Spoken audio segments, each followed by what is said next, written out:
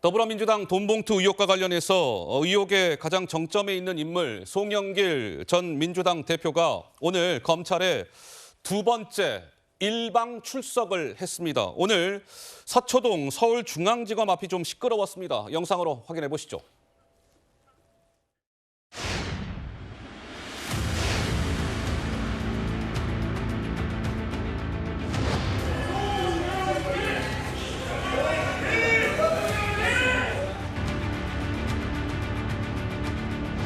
검사님 계십니까?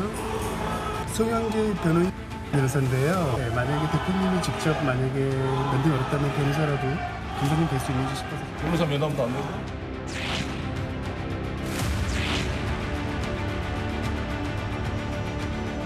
저 송영길 24년의 정치 생활하면서 정치를 생계가 아닌 사명으로 알고 살아왔다고 자부합니다. 국회의원들을 구속영장 청구할 것이 아니라 저 송영길을 소환하여 구속영장을 청구해 보시기 바랍니다. 국민과 함께 민주주의와 헌법 질서 수호를 위해 온몸을 다해 투쟁하겠습니다. 네, 오늘 오전의 모습이었습니다. 저렇게 사실상 또 오늘도 조사를 거부를 당했죠. 송 전 대표가. 그래서 검찰청사 앞에서 이야기한 것을 보셨고 그 이야기한 이후에는 청사 밖으로 나와서 저렇게 피켓 시위, 1인 시위를 송 전 대표가 벌였습니다. 오늘 한 12시 정도까지 1인 피켓 시위를 벌였다고 하고요. 두 번째 일방 출석이었습니다. 한번 보시죠.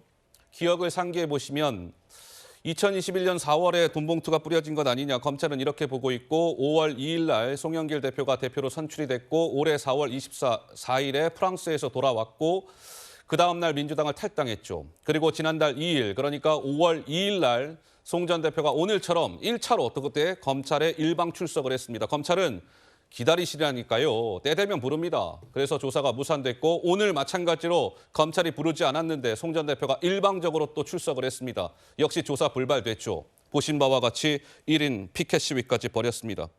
그래서 검찰에서 나오는 얘기는 송 전 대표님 떼쓰기 좀 그만하세요. 불안함의 증거입니다.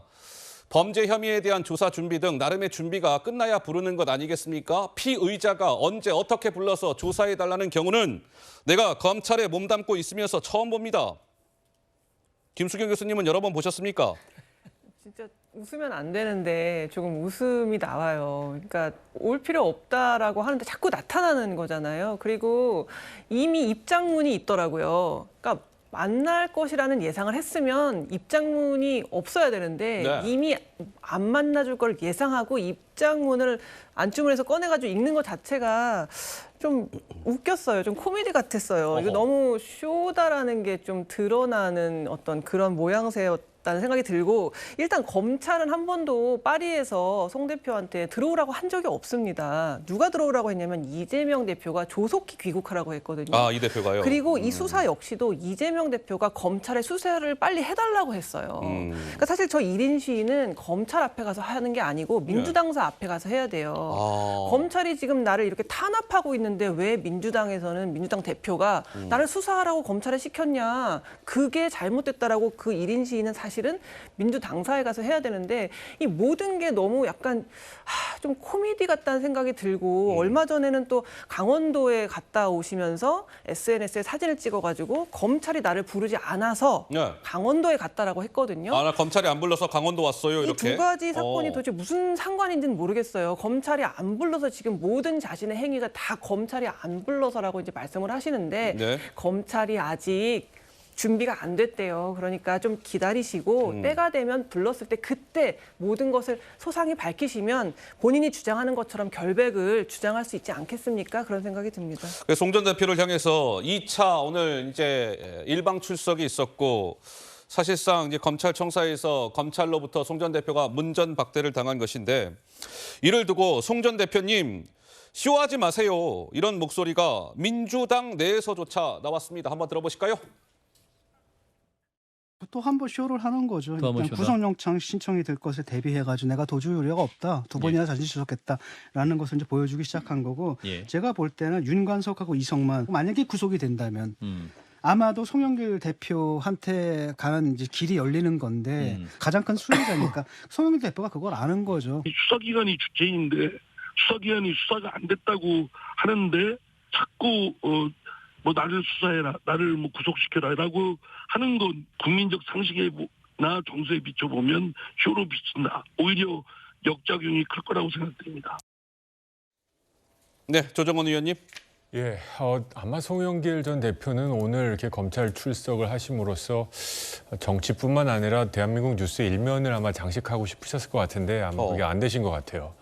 너무나 큰 강적들이 나타났잖아요. 이래경, 권칠승 수석 대변인 저희 지금 1시간째 방송하는데 지금 50분 지나고 나서 이제 두 번째 다루고 있는 거거든요. 네.